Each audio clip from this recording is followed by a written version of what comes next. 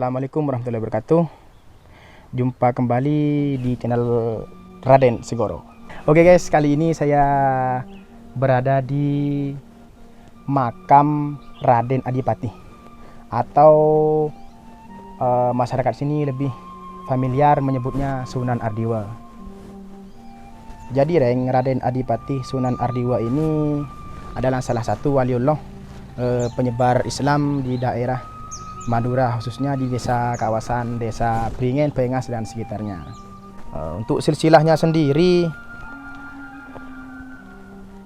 Raden Adipati ini termasuk keturunan dari Raden Muhammad Ainul Yakin Sunan Giri. Ini silsilah saya dapat dikasih oleh Abdul Hadi, salah satu tokoh yang juga aktif mencari silsilah para puju di daerah Bangkalan. Kebetulan ini acuannya dari silsilah Kiai Musoki Pujuk Betokolong, Sukulo Barat, Sunan yang ada di Sunan Dalam Kolak. Berarti Pujuk Betokolong ini termasuk ada hubungan sama Pujuk Artibe. Untuk lokasi makamnya sendiri, Raden Adipati Sunan Ardiwa ini terletak di untuk lokasinya sudah masuk wilayah Desa Pengas, daerah perbatasan antara Desa Bringen dan Desa Pengas. Untuk akses jalannya yang dari Bringen itu belum jadi masih kan lokasinya berada di tengah sawah ini guys, ada di tengah sawah. Untuk akses yang dari Bringen belum jadi, masih nyampe sana belum selesai. Jadi kita kalau mau ke sini harus masuk dari Desa Pengas. Nah, uniknya itu di makam Sunan Ardiwa ini makamnya itu tidak sejajar dengan yang lain. Pada umumnya kan makam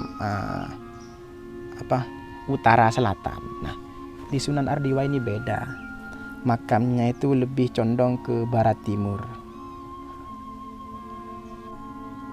Konon dulu pas wafatnya Sunan Ardiwa ini, beliau saat bertapa di lokasi, jadi meninggal di lokasi tersebut. Sedangkan masyarakat sekitar yang menguburkan jasad beliau ini tidak mengubah posisi saat wafatnya beliau. Jadi seperti itu menurut dongeng yang ada di masyarakat, Tapi itu tidak bisa jadi acuan, karena hanya dari dongeng ke dongeng.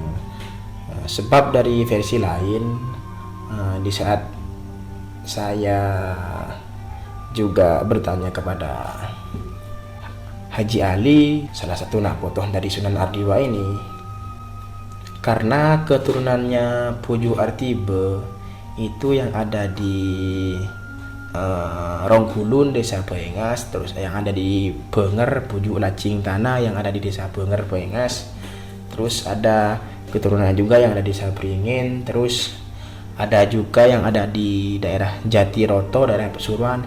Katanya sama makamnya dengan Puju Arti, dengan Sunan Ardiwa ini.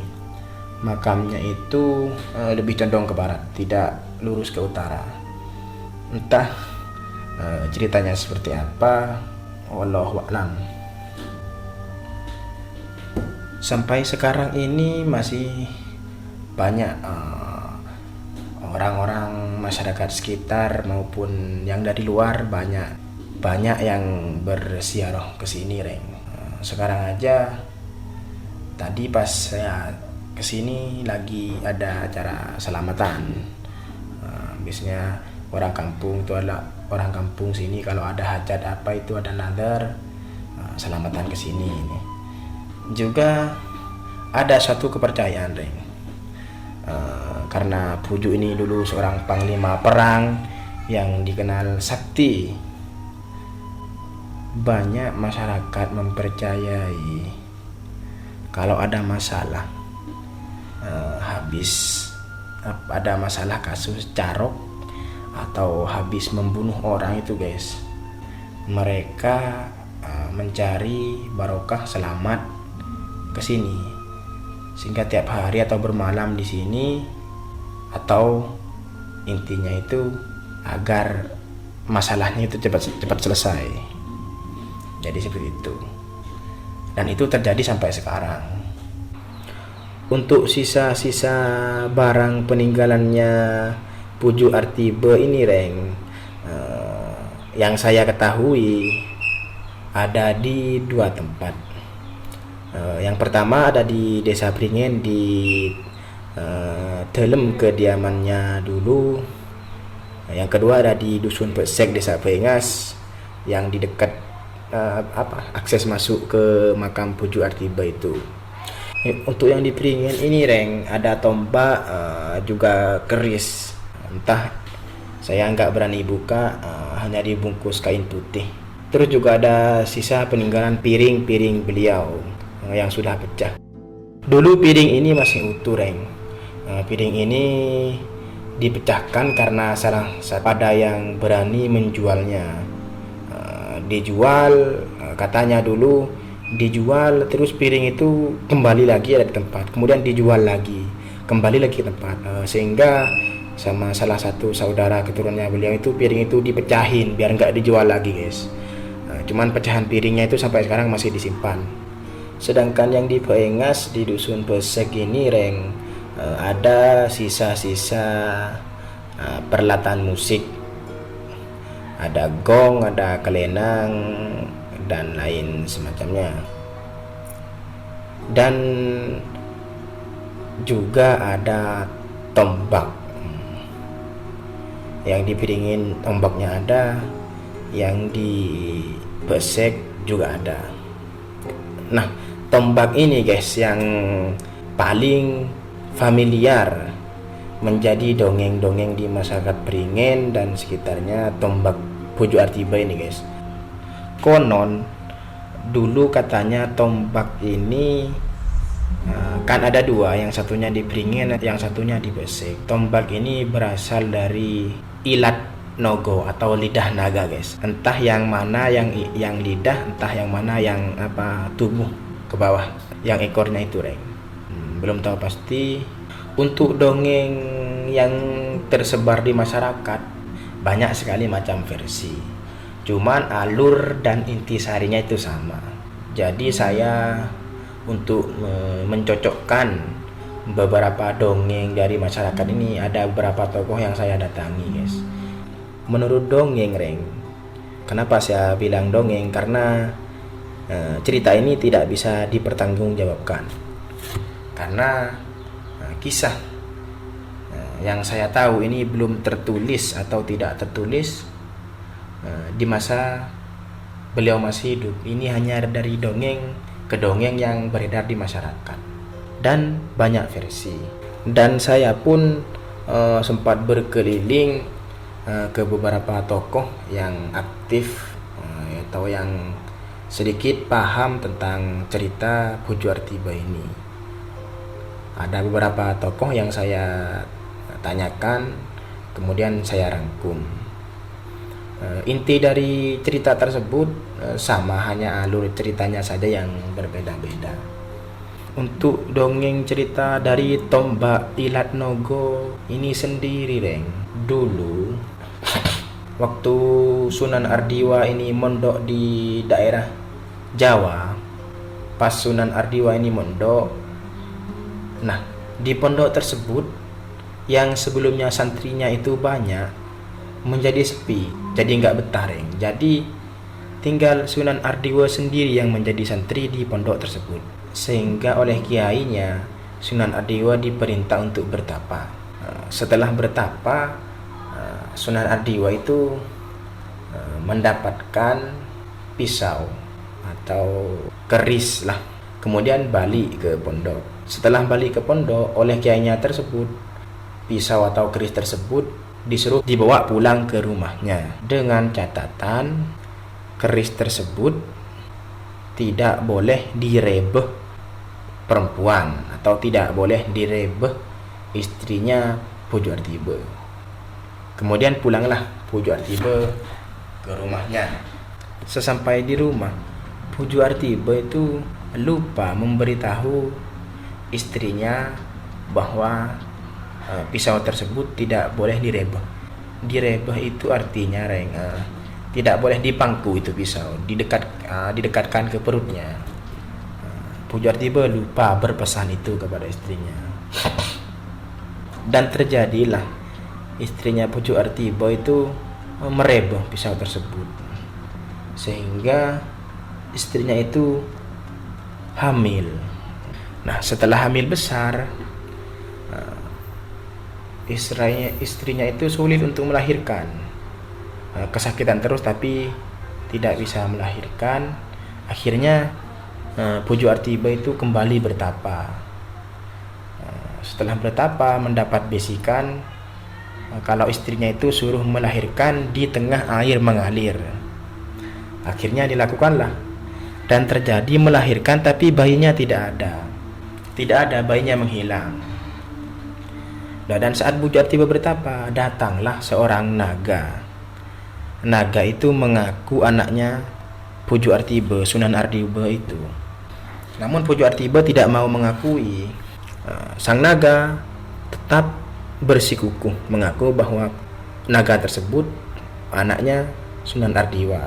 Akhirnya diberi tantangan oleh Sunan Ardiwa kalau sang naga tersebut berhasil mengelilingi gunung. Untuk lokasinya menurut cerita itu di Gunung Agung di Bali.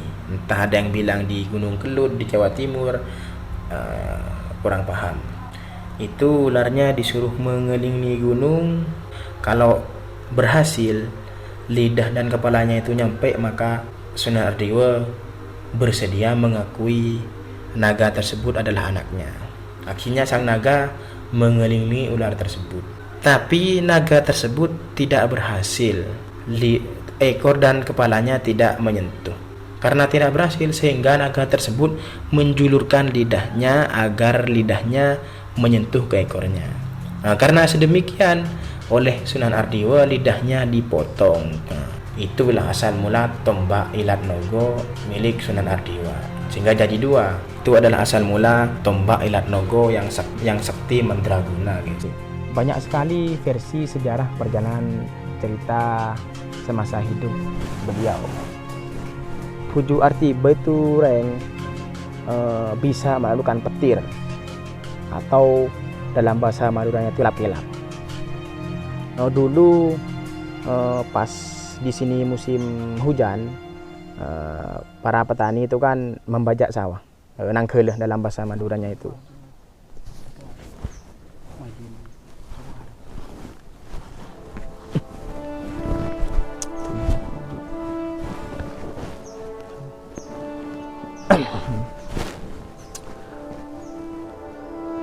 Waktu membajak sawah itu sering waktu petani di sini tuh membajak sawah sering disambar petir. Puju Artiba itu memang punya kelebihan, katanya bisa menangkap petir.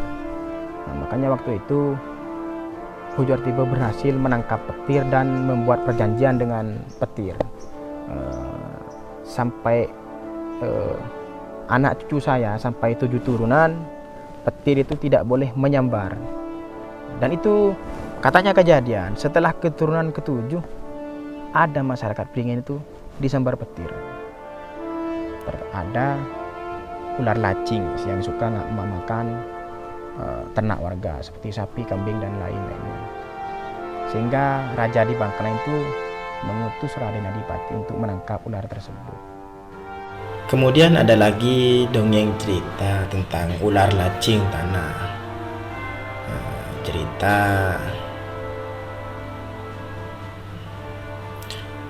dulu di daerah Bangkalan ini ada ular besar, katanya ular lacing tanah.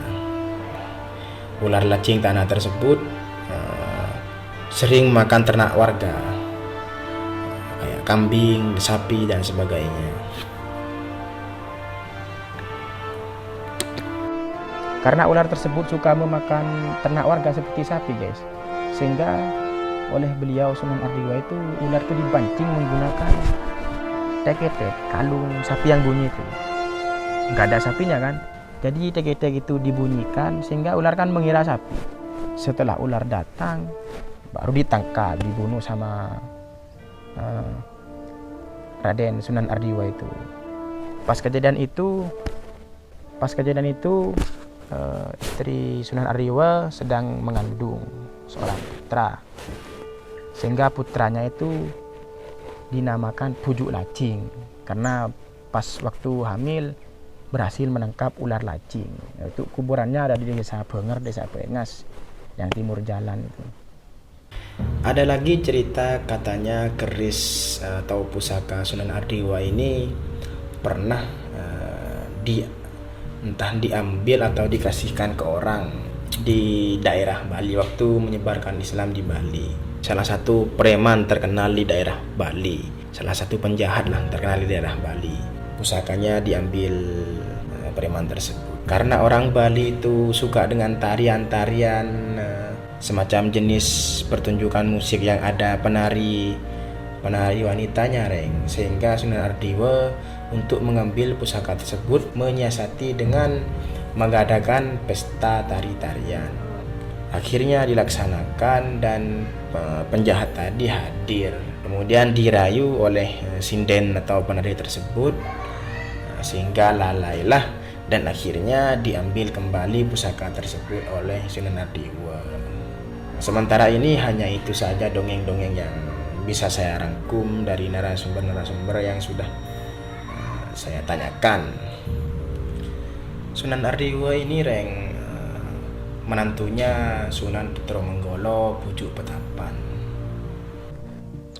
Untuk silsilah atau nasab yang lainnya ke bawahnya saya masih dalam proses pencarian, guys. Insya Allah nanti kalau sudah saya dapat, saya mau bikin figura, saya tulis silsilah tersebut, saya tempel di sini. Mudah-mudahan segera tercapai. Mungkin cukup penjelasan dari saya, guys, hanya untuk mengingat sejarah beliau, perjuangan beliau dalam menyebarkan agama Islam dan juga membela rakyat di desa Pringin, Pengas dan sekitarnya. Untuk kurang lebihnya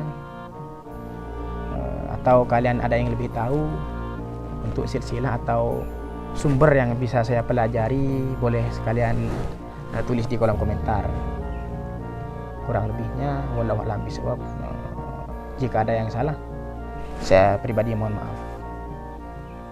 Assalamualaikum warahmatullahi wabarakatuh. Jangan lupa di like, komen, dan subscribe.